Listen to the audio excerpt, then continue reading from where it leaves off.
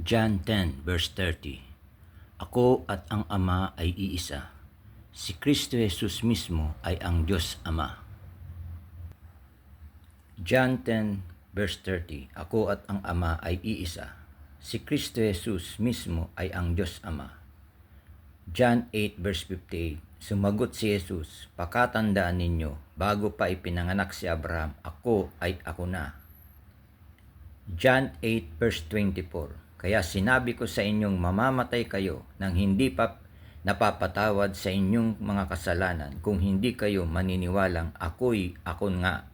Mamamatay nga kayo nang hindi pa napapatawad sa inyong mga kasalanan. Note, iyan ang katotohanan kapag hindi ka naniwala na si Kristo Jesus, Kristo, ay siya ang Diyos Ama mismo. Mamamatay kang hindi pa pinapatawad sa inyong kasalanan. Marami sa ating mga tao ang paniniwala nila si Kristo Jesus ay tao lamang. Si Kristo Jesus ay propeta lamang. Si Kristo Jesus ay mensahero lamang. Napakalinaw na po ng sinabi sa Bible. Sa John 10 verse 30, ako at ang Ama ay iisa, and I and the Father are one. Therefore, the Lord Jesus Christ Himself is the God of Father Himself. Napakalinaw naman po ng sinabi sa Bible. Sa John 8 verse 58, sumagot si Jesus, pakatandaan ninyo, bago pa ipinanganak si Abraham, ako ay ako na. Isipin ninyong mabuti ang sinabi ng ating Panginoon Kristo Jesus. Hindi pa ipinapanganak si Abraham, ako ay ako na.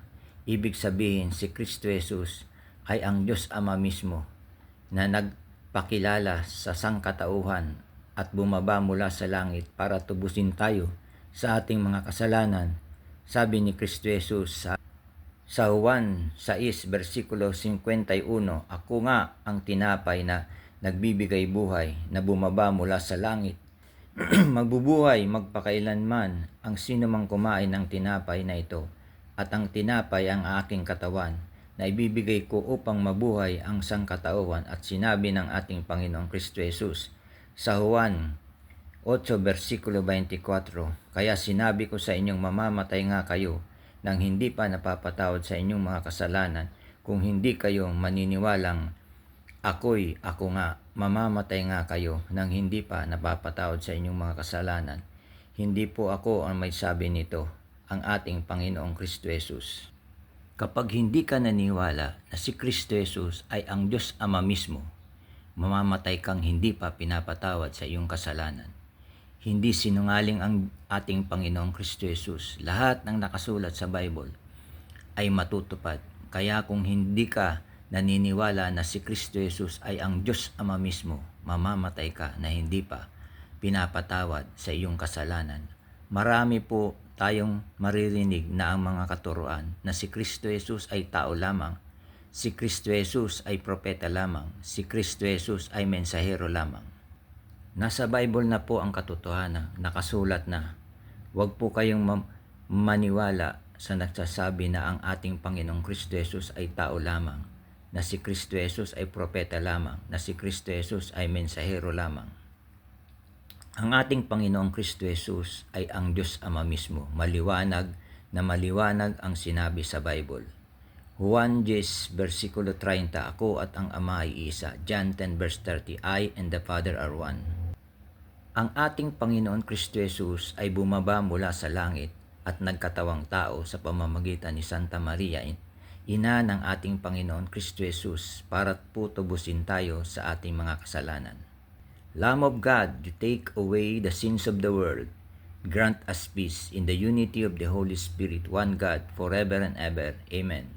Matagal na pong nakahanda ang hatol sa mga taong nagtuturo ng mga maling katuruan. Hindi po ako ang may sabi, ang salita ng Diyos. Ayon po yan sa Bible.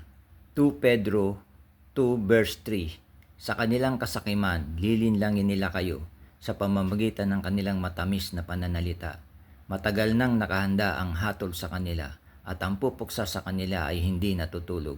You see, matagal na pong nakahanda ang hatol sa kanila, at sabi ng Diyos, siya ang pupuksa dito sa mga huwad na apostol na nagtayo ng sarili nilang simbahan at religion at nagtuturo ng mga maling katuruan. Hindi po ako ang humatol Diyos na po ang humatol sa kanila.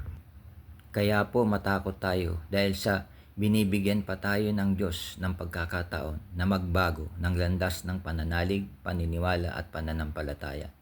Hindi po ako ang may sabi nito. Verse po sa Bible ang may sabi nito. Galing po ito lahat sa salita ng Diyos na makapangyarihan sa lahat. Jeremiah 29 verse 8 to 9. Huwag kayong magpapalinlang sa inyong mga propeta at mga manghuhula. Huwag kayong basta-bastang maniniwala sa kanila. Mga panaginip, tandaan ninyo, kasinungalingan ang sinasabi nila sa inyo. Sila'y hindi ko sinugo, ang sabi ni Yahweh. 1 Timoteo 1 verse 7. Nais nilang maging tagapagturo ng kautusan galing kautusan gayong hindi naman nila nauunawaan ang kanilang sinasabi at ang kanilang ipinagpipilitang ituro. Ayaw ninyong maniwala sa akin sapagkat katotohanan ang sinasabi ko sa inyo. 1:8 versikulo 47. Ang mula sa Diyos ay dumirinig ng mga salita ng Diyos, subalit ayaw ninyong makinig sa akin sapagkat kayo hindi mula sa Diyos. 2 Pedro 3 verse 17 to 18. Ngayong ito'y alam na ninyo, mga kapatid, dapat kayong mag-ingat upang huwag kayong mailigaw ng mga taong walang sinusunod na batas, sa gayong hindi kayo matitinag sa inyong mabuting kalagayan. Magpatuloy kayong lumago sa kagandahang loob at sa pagkakilala sa ating Panginoon at tagapagligtas na si Hesukristo. Sa Kanya ang kaluwalhatian ngayon at magpakailanman. Amen. Praise to you, O Lord Jesus Christ. Hallelujah, hallelujah, hallelujah, amen. Thanks and God bless everyone. To God be the glory. Amen.